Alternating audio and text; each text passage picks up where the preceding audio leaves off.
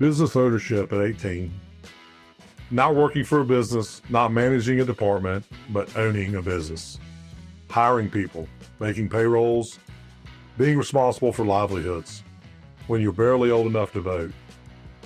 Most people would run from that scenario. Shelby McFarland, she leaned into it. At 18, she co-owned a window tint and sign shop. She managed employees who'd been in the workforce since before she was born. She learned what it really took to earn their respect and how to react when the debt was stacked against her. And those lessons, they became the foundation for everything she's built since. I'm Steve Goodson, and this is Consulting from the Couch, a podcast about leaders, what makes them tick, what drives them, and the challenges they face.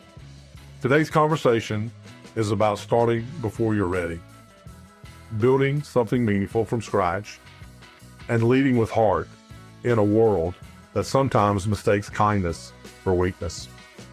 Let's get going.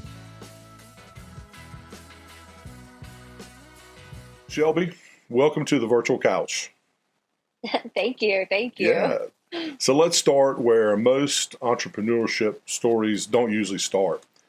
At age 18, you weren't just you weren't just managing people, you weren't just leading a team, you were a business owner. You co-owned a window tint and sign shop. So take me back to that moment and tell me about how that kind of even happened. Yeah, so I had a full ride to college and I decided to give that up and pursue what I thought was making money. I was like, I don't want to go to college. I want to just go straight into the workforce and make money. Yeah, it wasn't that easy. But anyway, so that was the choice and the path I took. And then I connected with that partner at the time, and that was his dream, was to have a window tint and sign shop. So I was like, cool, let's do it. Like, I didn't have a dream of my own, so I supported him in what he did. And so I was like, okay. And I just jumped in head first and, well, body first, all of it, the whole thing, the feet, the head, the arms, everything. And so we just kind of did it. And there was no business plan. There was no marketing plan. There was no plan at all. It was just, hey, let's buy some window tint and let's start going to people's houses and doing it. And then that just kind of grew into a big monster within the first year, more so than what we ever thought. But it was exciting, but also really scary at the same time. But I'm really proud of, who I was at 18 that did it. Oh, yeah, absolutely. So 18, Yeah. you're not just learning to lead because you had employees, but you're learning to run a business. You're dealing with payroll, customers, operations, all the stuff that comes along with running a business. And you're doing it with employees who probably, some of them may be around your age, but there may have been some that were significantly older than you. Couple questions. So what was that first day like? And, do you remember like walking in as an owner and looking around thinking, what have I gotten myself into? I still think that 14 years later. Understand. So I think having employees older than me, I just kind of got used to that because I've always been more mature for my age than what I really am, like age-wise or whatever. So my partner was also older, so that kind of helped a little bit. But then I kind of have a demanding presence about myself, so it was kind of easy to like take that leadership role.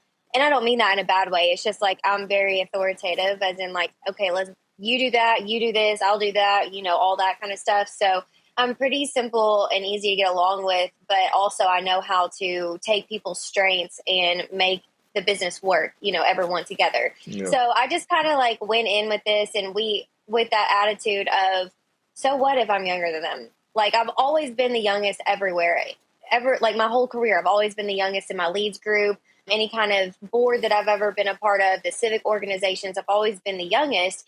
And so I was just like, well, I don't let that, interfere with other things. Why would I let that interfere with my business?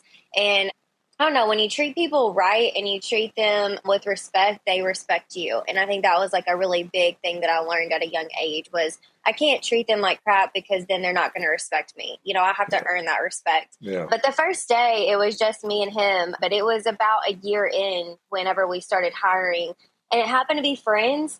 And I wasn't really for that, but it was just kind of what happened. And so it was hard to transition from, oh, we're friends to now, no, you have to like listen to like what I say. Yeah. So that's a great lead in. So, I worked in the utility industry for 35 years, and I watched leaders, myself as a leader, kind of progress, up through the ranks. Some slow, some faster than others. You just jumped in 18 and learning by the fire. So you mentioned hiring friends. Don't know if this is going to be part of your answer, but what was the hardest part of those early days?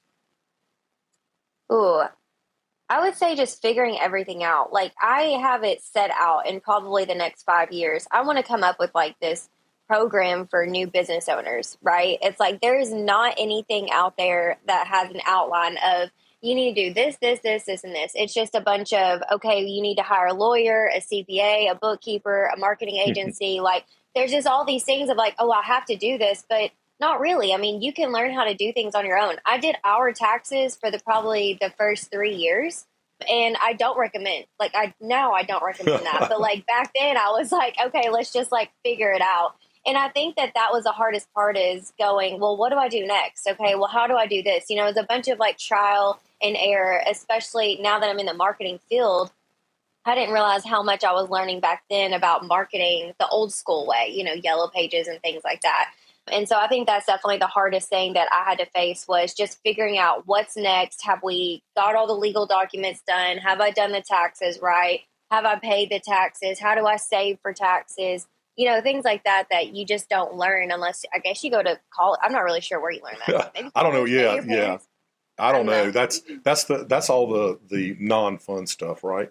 That you Yes. that's that all the stuff that you have to do. You said something interesting. You said about earning respect with the employees, and so I want to just ask a question about that. So 18 years old, 19 potentially, I guess, when you hire employees after that first year, but you're also and they're friends. Some of them are friends.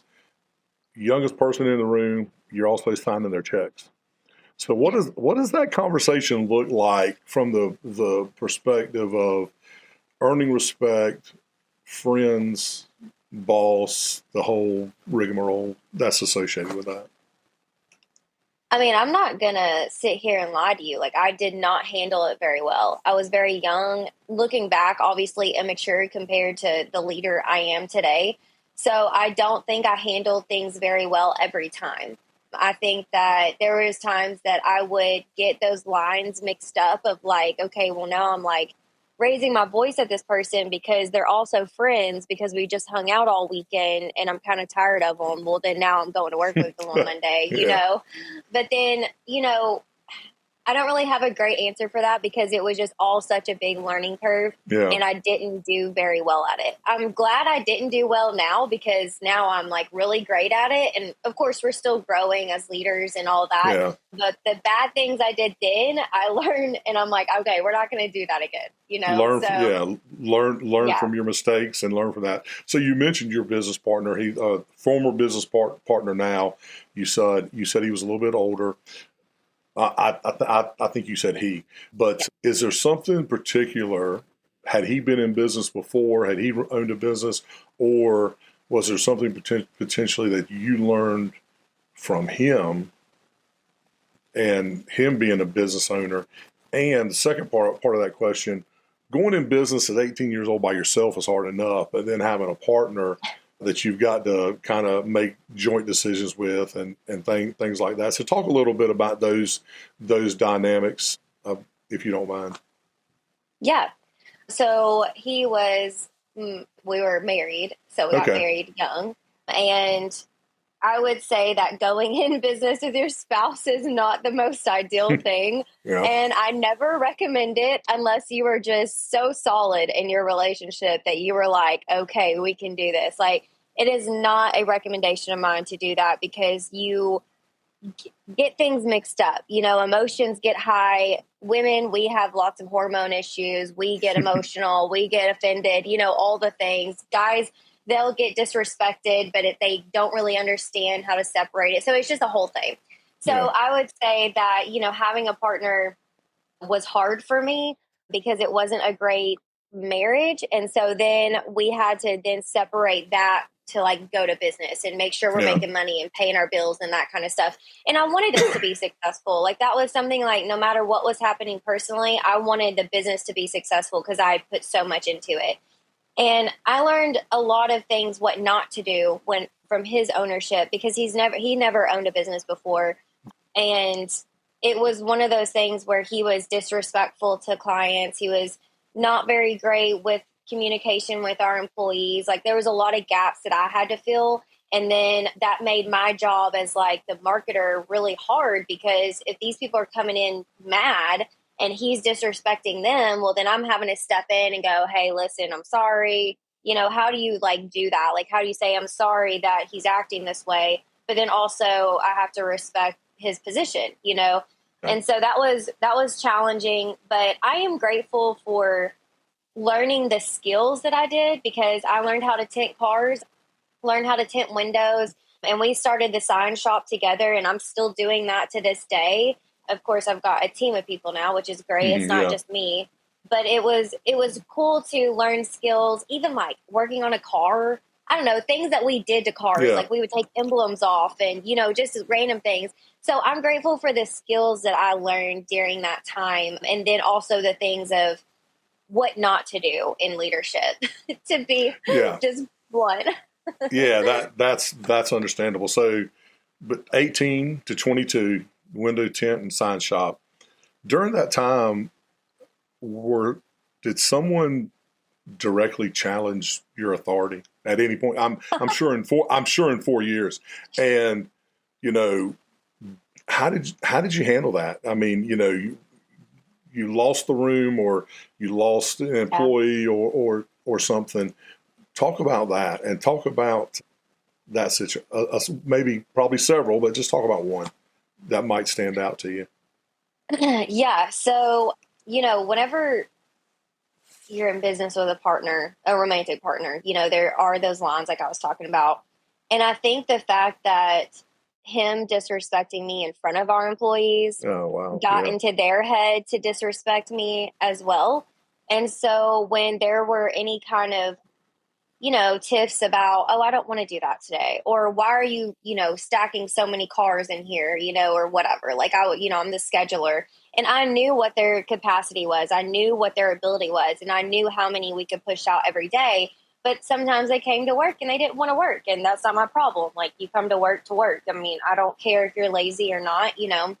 And so I think that when there were those times that I was disrespected by employees, I didn't have someone to take my back. And again, being as young as I was, I didn't really understand what was happening.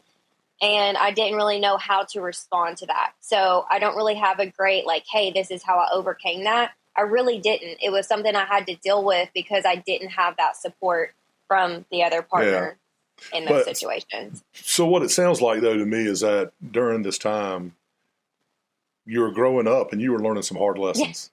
You were learning lessons that you were learning lessons about people. You were learning lessons about trust. You were learning lessons, honestly, about leadership and whether good or bad. You were learning those lessons a lot of times about things, what not to do, how not to react. So you're getting a crash course in business and leadership during this time. So looking back on that, if you could go back and tell your 18-year-old self something now when you were starting that business, anything you would tell yourself then? Oh, yeah.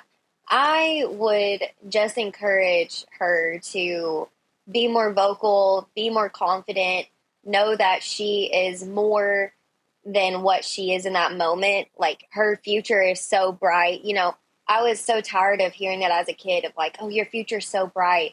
But now looking back, I'm like, oh, I get it now. Like I tell my kid that, like, oh, your future's so bright, you know. But now that I know what my future is, I'm like, oh, well, it was bright. Okay, thank you. So I think that I would definitely go back and tell her, you know, be more confident, be sure of yourself. I was not sure of myself whatsoever at that age. And just know that I deserve to be in the role that I was in. And that was something I didn't know back then too. So I think it would just be a lot of encouragement and also to get out of that situation a lot sooner than what I had allowed myself to be in. So we get placed in situations for reasons. And that was why, I mean, 18 to 22, four formative years where you learned a lot. And you were placed in that position for a reason. And so at 22, you decide, hey, I'm going to do something different. You're going to start the marketing broker. So kind of might know what prompted that transition, but talk a little bit about that and talk about just the fact that you're 22, second career already at 22, and time to start something different. Yeah, so I had to get out of that relationship, and it took a while, but I finally got the courage to leave. I remember I had a 500 square foot apartment and an air mattress that had a freaking hole in it. And so every morning at 2 o'clock, I would reach back and go, okay, blow it up again. And then I'd go back to sleep. But career-wise, I had a lot of people ask me about social media because I had created like our business as a whole online was so great. And so then Facebook, like during that whole time I had that business, Facebook had opened up business pages. And so I had to teach myself, okay, how do I do business pages? How do I do Instagram? All the things. And so I had friends that were like, hey, can you help me set up my stuff? And I mean, I would do it for free. Like, sure, yeah, I'll help you. And then I was like, wait, I could do this and like get paid for it. Like this is the part that I enjoy the most about business was marketing. Like that's how I knew I even liked marketing was like, well, this is a part I like. I knew I hated finances. Like ask my bookkeeper now. Thank God for him because I do not do well. That I knew the creative side, getting the business, selling, that kind of stuff was what I really enjoyed about business. And so I opened up one of the first 5 agencies here in Arkansas that provide social media management for customers or like businesses. And so that was in 2016. And it was a hard start because people didn't understand social media then. And so it was just like more of an education. But then on a personal side, like I had been trapped for 4 years. So I was partying, I was doing stupid stuff, I was dating around. Like it was just like, I look back and I see my OG clients today, and I still have some of them. I call them my OGs, like the ones that like somehow trusted me back then. But I'm like, why did you even like trust me? And they're like, well, we knew that you were smart. And I'm like, I mean, that's great. Thank you. You know, if it wasn't for those 5 to 6 people, I wouldn't have been able to continue my business and know what I could do in it and how it would build and all that 10 years later. So yeah, I definitely thought marketing was easy, but then I still had to be a business owner and manage my own time and sales and things like that. Yeah. So, I mean, that's a remarkable, powerful, testament. The 4 years that you went through, came out the other side. This just the things you learned from the marketing aspect. Not you learned the marketing things, but you learned about the business. You learned about you learned about leadership. You learned about being a boss, the marketing boss. You learned just so many lessons learned.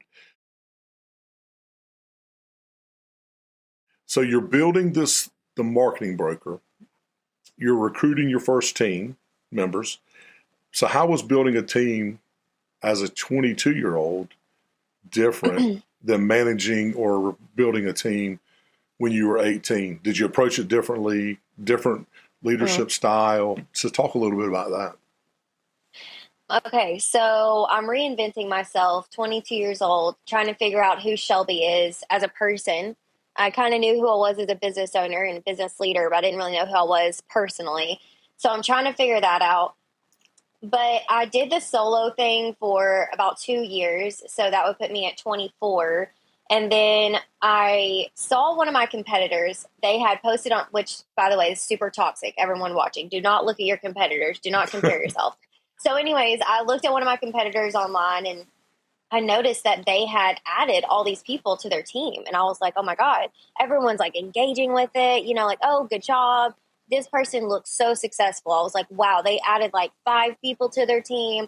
Now they're going to be like this big business. Like, how am I going to keep up with this as like a solo person over here? And so I just went out and was like, screw it. I mean, I can do that, right? I can add people. And so I go and I hire, I think it was 4 people at the time. And I'm sitting around a table and for our first meeting, and I think to myself, well, what are these people going to do exactly? I had not thought any of this through. I mean, I was just like, get people in the room. I want you to work for me. Like, we're going to be a powerhouse. Like, we got this. But there was no like outline of these are your duties and this is the processes and this is how we're going to grow our business. And I mean, very humbled to have to say this is like a month later, I had to let all of them go. I had no idea what I was doing. I lost money. I just paid them, but I didn't do the correct things on the back end. I knew where I wanted to go, but I had gotten ahead of myself in that way. And I typically tend to do that, but now I'm like trained where I'm like, okay, I've got, people, I've got a business coach and stuff that I actually consult with before making decisions because I now know that I don't need to do that kind of thing. Yeah. And so having my business coach, I hired him right after that, told him the whole situation. And so then we start putting processes together and he's like, you know what, it's just going to take time. And I had to realize, like, I'm not that other company. I am me. What's working for me? What's working for my clients? And how am I going to be able to see myself grow, but not necessarily in the same way they are? And I took a couple years to really focus on myself and understand, like, okay, this is where I'm going to be at as a business owner. Then COVID hit. Then I had a baby. Yes, I had a COVID baby. I was one of those people. And so having a baby and like doing all that. And now I have an amazing team. So, fast forward 10 years later and finally understanding, oh, well, this is a process and these are the team members and this is what each person does. And this is how we communicate. And it's been a learning curve. I didn't just jump in at 22 and be like, okay, yeah, let's hire all these people. And I was super successful. It was like you mentioned earlier, I learned the lesson and I always learn it the hard way. I don't know why.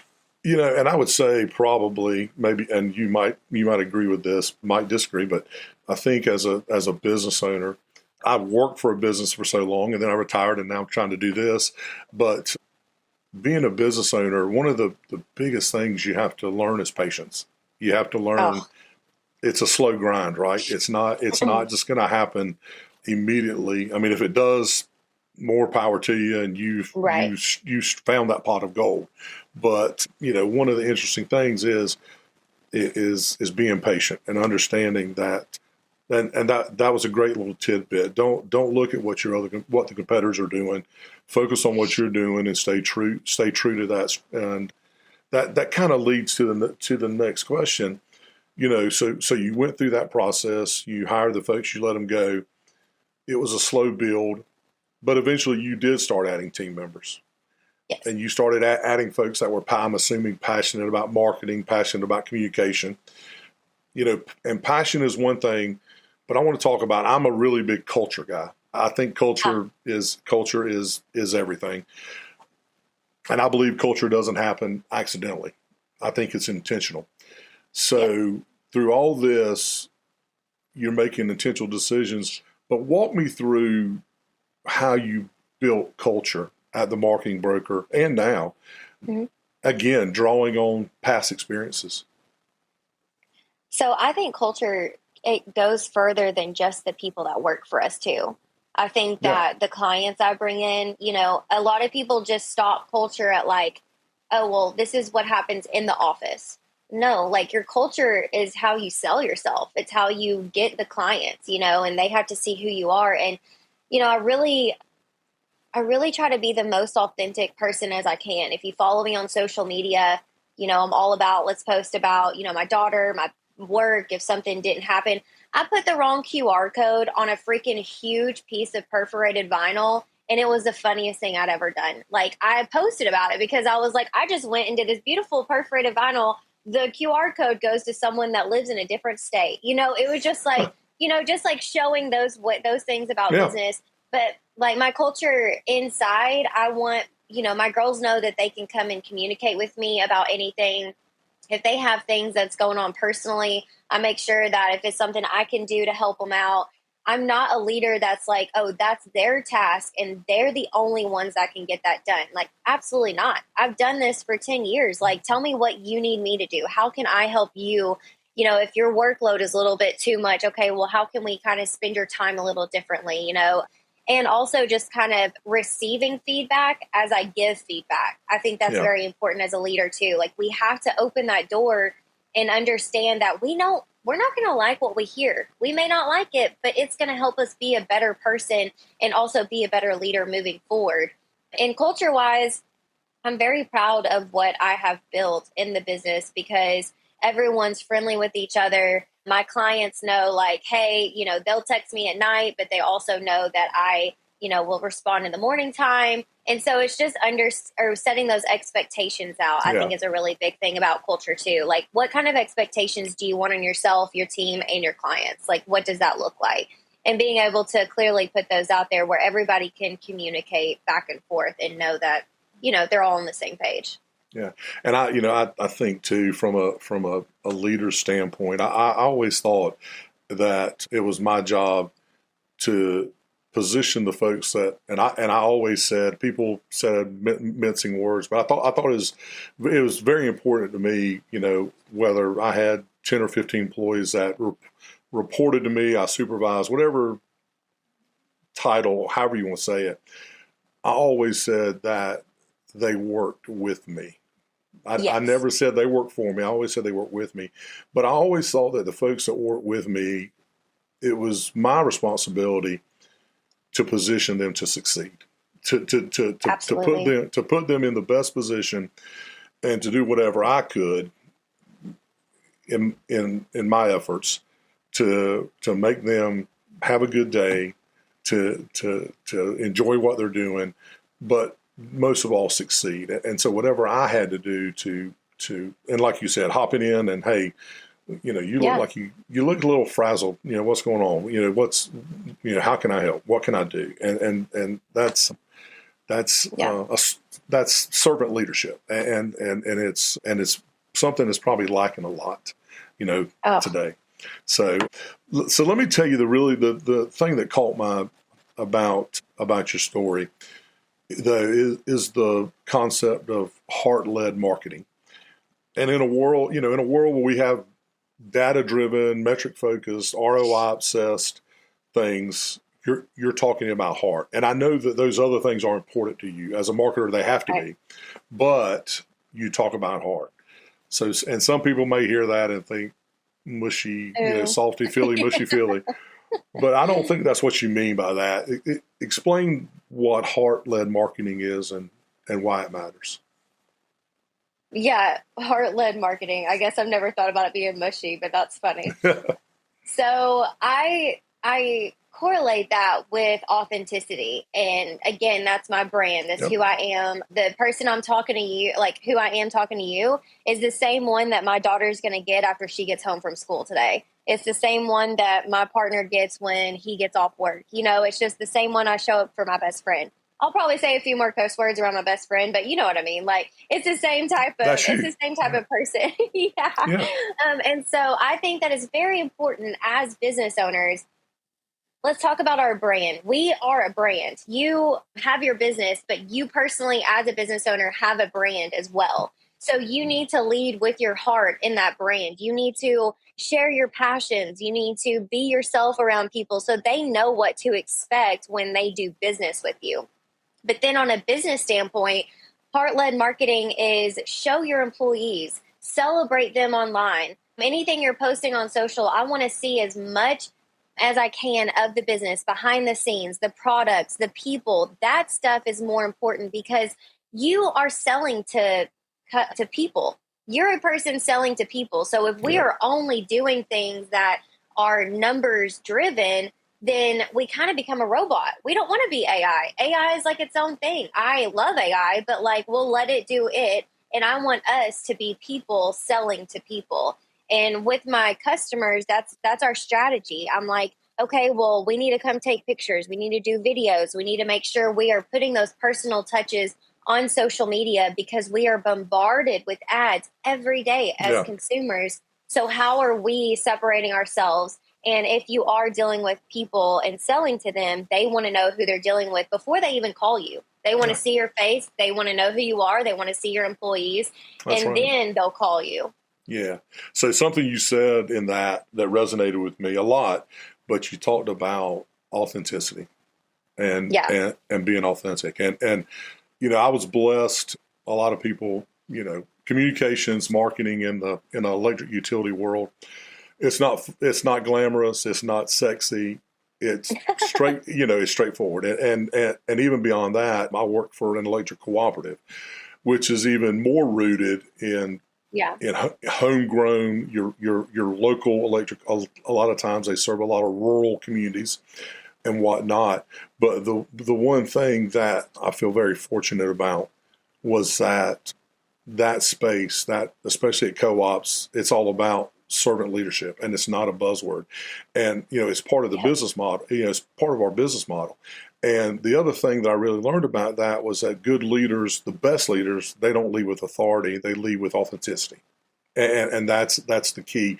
When you genuinely care about people first, things just fall in place. They just seem to just fall in place. And so what you're describing is kind of what is, it's kind of what I lived for 35 years. And so again, very, very intriguing. Now, this is one thing, shifting gears a little bit. So as part of being the marketing boss and the CEO, you're juggling something that a lot of leaders face. You're a mom and CEO. That's 2 full-time jobs. One of your signature speaking topics is mom and CEO.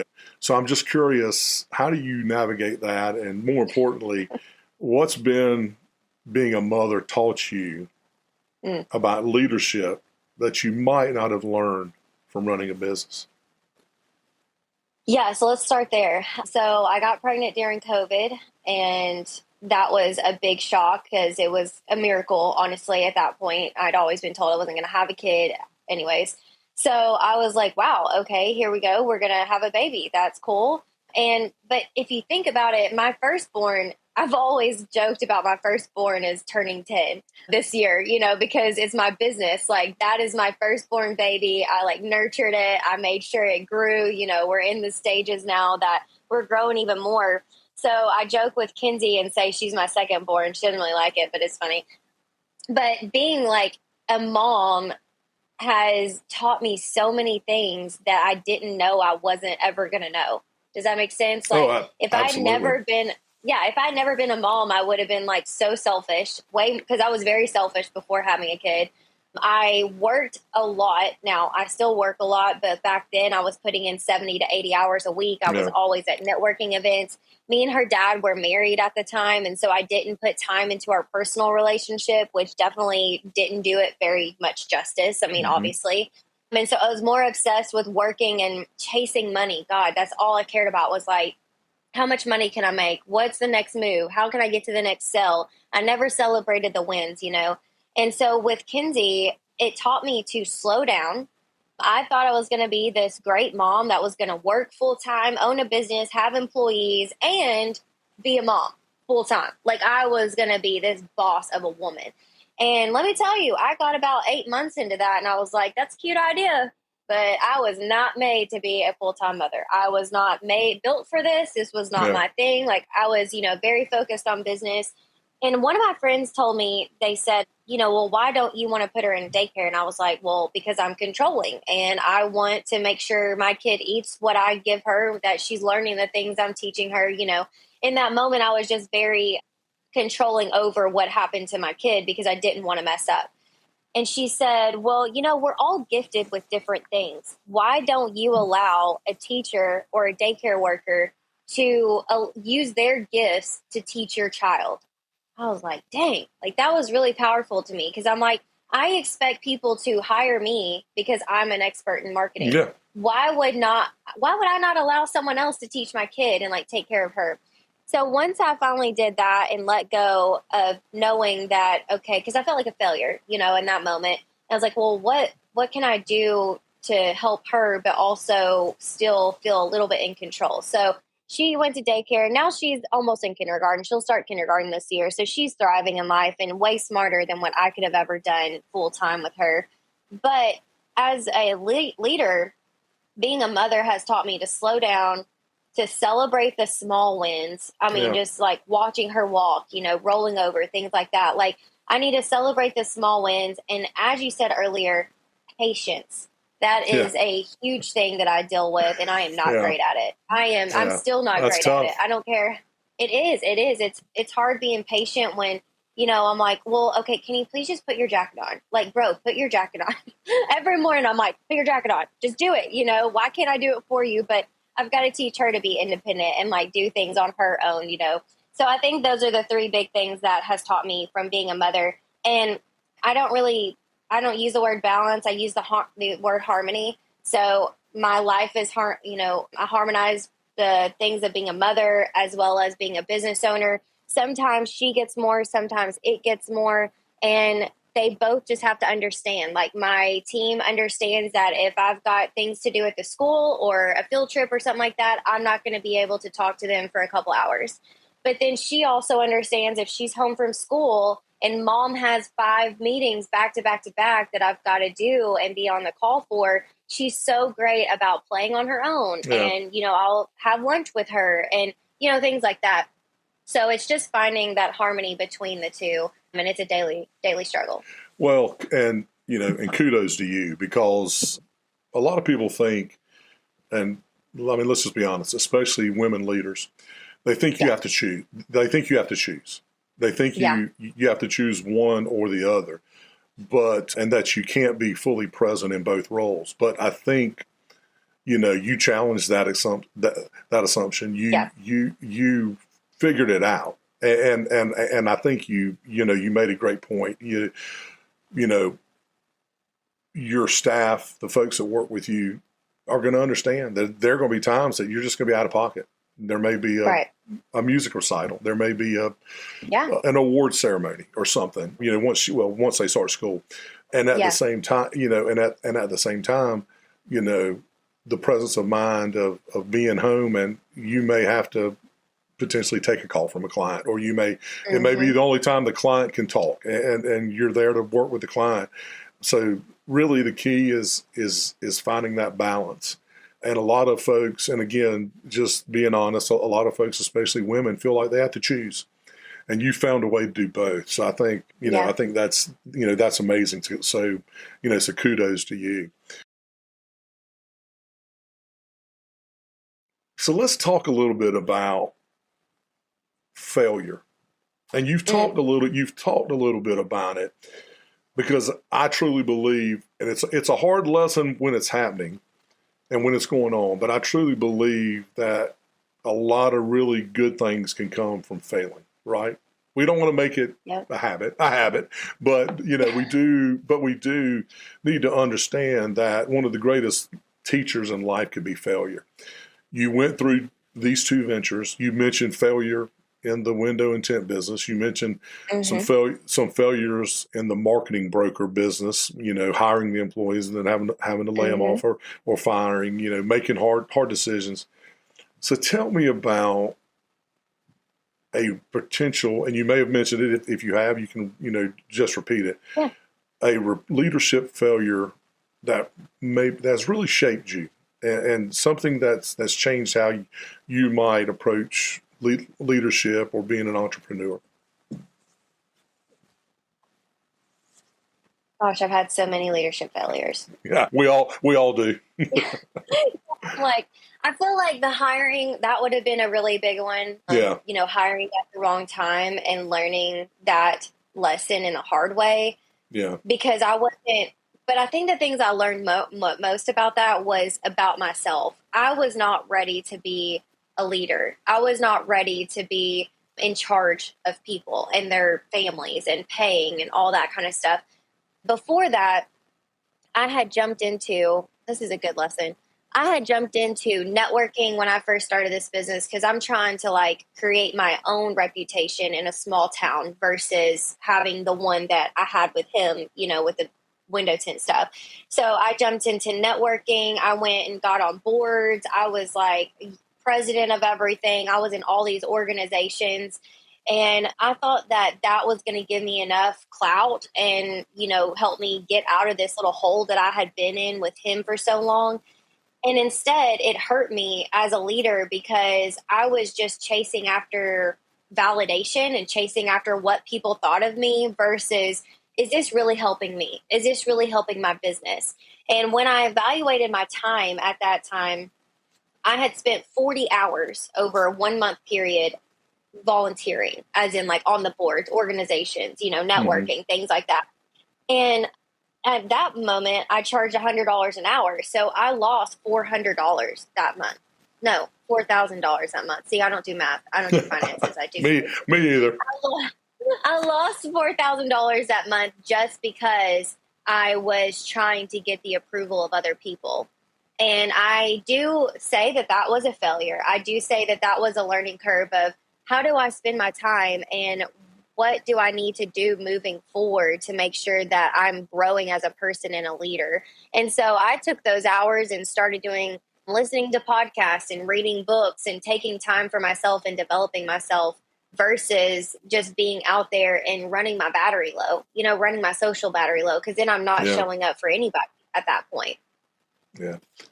So the marketing broker, it's an amazing story. So you serve both startups, you serve Fortune 500 companies, and that's a widespread. A lot of agencies, I've never owned an agency, but I've dealt with my position for years. We had agencies of record and worked with agencies. A lot of agencies tend to pick a lane, right? They're either going to go after the small local businesses, the mom and pops, or maybe mid-sized businesses, or they're going to go after the big fish. You're doing both, which I think is cool. I think that's awesome because I think there's a lot of lessons that can be learned that you can take from the Fortune 500 folks and apply to the smaller business. But I think there's probably, in my opinion, just my opinion, I think there's even more lessons you can take from the small businesses and how you market from a small business to the Fortune 500 folks. But that's just me. But how do you? So how do you scale that, serving a local startup to a large business without losing that heart-led marketing that makes that difference? Talk about that a little bit. Yeah, well, small businesses are my babies. I mean, that's what I started out with. And I would say even if I niched, I guess, would be small businesses. But I have become lucky or blessed enough to have Fortune 500 companies that are like, yeah, come in, be our CMO, see what you can do for us, and then I'll work with their marketing team. So that's kind of how I lead in that way. So I'm more of a leader, strategist, and that kind of stuff for those people versus using my own team to do the marketing like we do for the smaller businesses. So with the small businesses, you do learn a lot more. I mean, we have learned things from roofing to learning things about hog trapping. I've got a hog trap company right now, and it's one of these things where you get to learn about the person too. What's their passion? How do they get into this? Why do they get into this? That's what I really love about the smaller businesses is understanding the owner and hearing their story and knowing that I'm going to be a part of their success one day, especially the ones that just started up, right? And they have a smaller budget. So I have kind of gone away from the startups to more the 3 to 5 years. They've been in business a little bit. They understand marketing. Maybe they've done it on their own and they're ready to hire somebody. And so that's kind of where I'm growing into that to the Fortune 500. Yeah. So that way, the startups their budgets are so small that I'm listen, buy my book, buy my course, figure it out. You can do this on your own. You have the time, I encourage them, coach them, that kind of stuff. But yeah, the lessons from them are a lot harder than the bigger ones because the bigger companies leading with heart-led marketing is harder because they're usually owned by investors and investors like money and that's all they care about are numbers. And I'm over here well, we can do that, but we're not going to grow the business online if we're not showing up as who we are. And so there's a lot of pushback in there because they don't understand that and they want to be this big company and look really big. And I'm you can be successful in a large company, but you can also relate to people that are walking down the street and see that, oh, that employee works at this company. I'm going to say, hey, or you know what? I recognize them from something. So the heart-led marketing in that way is a lot different because there's a little bit more pushback in the bigger companies. And that, so, again, tying it back to my experience, both for the marketing broker and for these smaller businesses that you're dealing with, that's actually a competitive advantage. So, Yeah. so, for myself, I didn't work for a big investor-owned utility. I didn't have to, we weren't answering to stockholders that were in New York or wherever they were. We weren't trying to manipulate stock pricing, on the stock market. And we had something, honestly, that money couldn't buy. We knew the folks that we serve. We call them members. Co-op calls them, co-ops call them members. We genuinely knew our members, and we genuinely, we showed up, we cared. And that's a competitive advantage. And you can't, no matter, bigger and always better. And that's just something that being bigger, you just can't replicate. It's just not, you can't, it's part of the secret sauce. And I was just thinking back about when you might go and you might be competing with an agency out of, say, Dallas, because that's a large metropolitan area near you, or you may be competing, somewhere from Chicago or something like that, and they're coming in all slick, dressed up, and you're coming in your genuine self, and not that you're not fixed up. And, no, I get it. Yeah, and you're right, but you've got a competitive advantage that those big guys just can't get, and that's because they're all that's the same. secret sauce. Yeah, that's exactly. Yeah. So one thing else I've noticed about your approach, both in the book and I've actually started reading the book, and in how you talk about your work, is radical transparency. Yeah. You're honest about mistakes. You don't pretend to have it all figured out. I don't. If anybody has it all figured out, they're bluffing. I don't know. Make a comment. Yeah. Let us know. Well, You be on the next one. Yeah, they're bluffing for one thing. But anyway, that's unusual in business where everyone wants to project, this perfection. So why is transparency important to you as a leader? So as a leader, like with my people, I make mistakes every day almost. If my marketing assistant is asking, in fact, this happened 2 days ago. She was on Slack and was like, hey, I need you to do this. And she goes, oh, well, I would, but you didn't send me that. And I'm like, I am so sorry. You're right. I did not send you that. Okay. And then I'm going and I'm sending. And so I have to be able to own up to things, because if I'm not owning up to things, why do I expect them to own up to things? Right. And same thing with my kid. As a mother, and this will all come full circle, I promise. As a mother, I like to make sure that she understands, like, listen, I did not do well in that moment. It's normally me in traffic. If I'm driving, that kid is laughing because I'm like pissed off that people are not driving the way they need to be driving. And then we get to where we're going and I'm like, baby, I'm so sorry. That was not appropriate. I should not have acted that way. And so she understands, like, okay, mom shouldn't have done that. Maybe I shouldn't do that in the future. But in marketing, especially in this industry, my competitors are notorious for going, I can get you on Google in 30 days, or I can get you to the first page in 90 days. It's like they put all these expectations out there and they sell this glittery box of what secrets that they have, or this big quote unquote SEO stuff that should be costing $3,000 a month, which is insane, by the way. And so they're selling these things to these small businesses or businesses in general, and they aren't following through. They're like, hey, listen, I didn't really do that. But then they've got these people locked into a contract. So these people are paying them monthly and they're not really doing anything for them. They're not actually holding up their end of the expectations that they set from the very beginning. And so that is my advantage as a transparent person or leader, is when I'm going into those meetings, I'm like, listen, this is going to take time. Organic growth is going to take time. If you don't have money to spend extra on like meta ads or geofencing ads or Google ads, then it's not going to be fast. Like, this is a slow burn type of process to make sure that, you get the results that you're wanting. And that's why it's important to me, because, sometimes I've been so transparent in competing with other people that are selling the glittery box, and I don't get that account, but they holler at me a year later when their contract's up and they're like, I'm so sorry I didn't go with you. And I thought that was a bad thing at first. I was losing these like bids because I'm like, hey, listen, this is a reality. This is what's going to go on, and this is what you can expect from me. And they buy into the other person learning that lesson the hard way at the other end of it. Yeah. We used to have a phrase, or we used to always say, under promise, over deliver.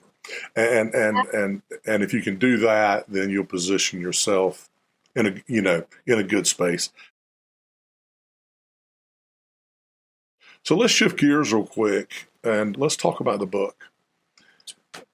Market Like a Boss. Love the title. Think it's awesome. Think it's amazing. How I turned a small startup into a thriving business using grassroots hustle and strategy. The subtitle tells a story all by itself. You know, when you say small startup, in essence, you're talking about the marketing broker, right? Yeah. And you know, so tell me about the decision to write the book, and what made you say, I need to share what I've learned. Yeah, and I love that I still get chills when people talk about my book. Like, I'm such a nerd, and I like see it on the screen. I'm like, there it is, and it's been out for 6 months or so. But I have always loved writing. I've done it my whole life, and I have always sought out to be an author. I don't know why. That's always been a goal of mine. I want to write. I want to share stories. I want to teach people. And education is a really big part of what I do as well with all my podcasts that I do. I also have a boss marketing community that I have. But this book has allowed me to share specific things that I have taught people over the course of 10 years. So this book is perfect for those startups that can't hire an agency yet. They're going to learn how to market themselves without having to hire somebody, if that makes sense. And oh, yeah. I share things in there that's hilarious stories of, a guy that cussed me out, but then was wondering why he wasn't getting business. Well, if you're talking to them like you're talking to me, then that's, probably the reason why you're not getting business, So it's a really great read for those that are looking to learn more about marketing and learning from my mistakes and my failures. There are wins in there. There are failures in there.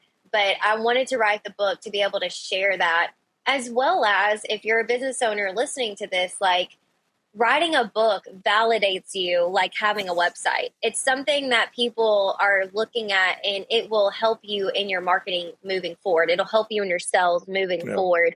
And it was something I wanted to do to get to that next step of speaking at conferences and things like that. I make the joke of, I knew everything before I wrote the book, but now that I wrote the book, somehow people know that I know everything, or the things that are in there. I know exactly what you're saying. So one of the things that reviewers keep mentioning is how practical the book is, and the and the read. It's not theory; it's strategy from the trenches, real life scenarios from someone who's been there since they're 18 years old. So when you were writing this, how did you decide what to include, what not to include? Because, between the tent shop and the marketing broker, you've got a lot of experience to draw from. So how did you whittle it down so it's not it's not, 900 pages? Yeah, a novel. Yeah. So with this book, I wanted to be just skill-based. I wanted to teach people real life tactics of how to market themselves. So it's 10 chapters of how bosses market themselves. So each chapter has the word boss in it, and I'll come back to that in a second. But my next book that I'm already starting on is called Hustle Like a Boss. So that's going to be more of leadership, entrepreneurship from the age of 18. So that'll be more based about how to lead in a business, how to change yourself, how to understand your Enneagram, how to understand your human design. How can those come into play? Because those are very important to me now as a leader and how I help my staff and help my clients. But BOSS is an acronym, stands for bold, opportunistic, strong, and service-minded. I came up with that at 24 years old when I hired my business coach. He was like, we need to come up with an acronym so that way you can always focus on that. If you're going through a failure, come back to that BOSS acronym. If you're going through a win, come back to that BOSS acronym. If you need inspiration, have it in front of you at all times. And I wanted to share that with people. Listen, adapt this acronym to your own life. I want you to be able to apply it to your own life.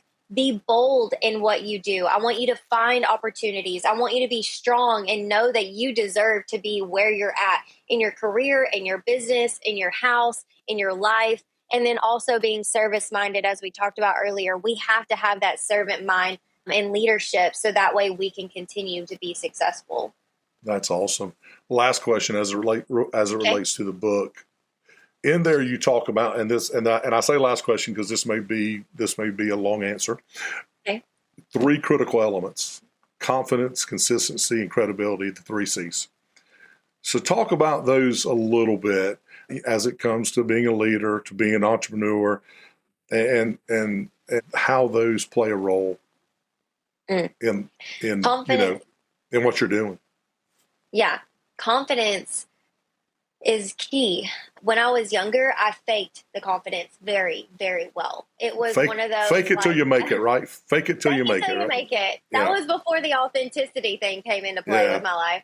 Yeah. But yeah, confidence is important in sales and in marketing and in leadership. Let's use some examples. Like I would go into a client or potential client meeting and I would have like an off day. You know, we all have those off days. Well, I wouldn't be as confident. And I would notice a shift in those meetings where they picked up on that energy of like, oh, something's weird. Like, what's going on? We don't want to give off those vibes.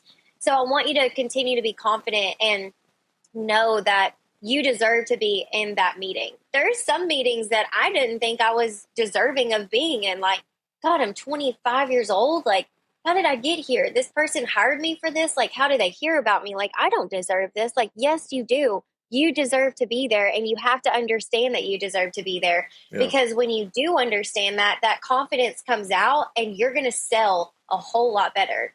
And if we think about confidence in our leadership, if I'm not confident in how I'm leading my team every Monday at 9:00 on our team meetings, they're going to be like, do I want to work here? Like, what's going on? Like, she's not really sure if we're going to reach those goals. So are we going to reach those goals, you know? And so that's very important to me, is showing up and being confident. And I'm not saying you're going to be confident all the time. I'm not confident all the time. I have my moments where I'm like, God, this is just not my day. I don't like what I'm wearing. I don't like how my hair looks. I don't like any of this. So I kind of take a step back and go back to that acronym of BOSS of like, okay, I need to be bold. Bold is the number one for a reason. So how can I be bold in a moment where I don't feel confident? The consistency is what I preach on. If you listen to my podcast or follow me on social, like I am all about consistency. And there's a few ways. If you are consistent in your personal life, working out, finding ways to be mentally healthy, maybe going to therapy, maybe it's you take a walk every day, whatever it is, you need to show up consistently for yourself and to prove to yourself that you are going to be a great leader or you are a great leader, because that will then show up in consistency in your leadership. If you can't make a promise to yourself every day of, okay, let me say my personal thing. If I don't work out every day, walking, Peloton, maybe I'm doing some strength training, whatever it is, maybe it's literally me doing a couple of crunches and going, peace, that was my workout for today. Like I show up for myself every day, because if I don't, then I see that energy flows into my leadership, and I may not show up every day for my staff when they need me. I may not show up every day for my clients when they need me. And that's very important to me, is showing up and being consistent. And when we're talking digital marketing wise, we have to show up online. If we're not showing up online for our clients or potential customers, how can we prove that we're going to also show up for them? Like you can't. Like we need to make sure we have that consistency there. And then I think those two things lead into the credibility aspect of everything, of how have you shown up for people in the past? How have you shown your leadership in the past to where you now have a credibility? Before I walk into a meeting, that person has already talked to somebody, because I'm 100% referral based when it comes to my business side of things. They have already talked to somebody. And so that credibility and the way that I treated that person has already sold this person before I walked in there. I think it's important. That's awesome. So last comment about the book is, I think one of the reviewers that I was looking at, the review said, and I think this is the ultimate compliment for the book. But besides it being a practical, they said that it was the perfect book for the entrepreneur wearing every hat. And I think that's great. I mean, you've written a book for someone who is having to do it all. And I think when we share from experiences, it's genuine, it's authentic. And obviously you were that entrepreneur wearing every hat when you were 18 years old. So I think that's awesome. So got a couple questions left. The last one, and then I've got we do something called rapid fire, fun questions, serious questions were the first thing. But before I ask you that, if someone's watching the show or going to listen to this show and they're thinking about starting a business, they may be 18, 20, 22 years old, whatever. They're scared. Yeah. What would you tell them? And what would you tell them? And what's the one thing that they need to understand before taking that leap? First of all, just freaking do it. The end, period. Yeah. Do it. You have a burning fire already. And if you even have the thought of, I think I want to own a business, then you're made for it, because people that aren't made for it don't just think that. Don't think about it. And I think that the number one tip for that is to know that, okay, set expectations out correctly for yourself. You may want to own a business because you don't want to work for somebody. Okay, I get that. But also understand you will be working for hundreds of people. In fact, I work for hundreds of people because those are my customers. Those are my clients. That's so you're technically still going to be working for somebody.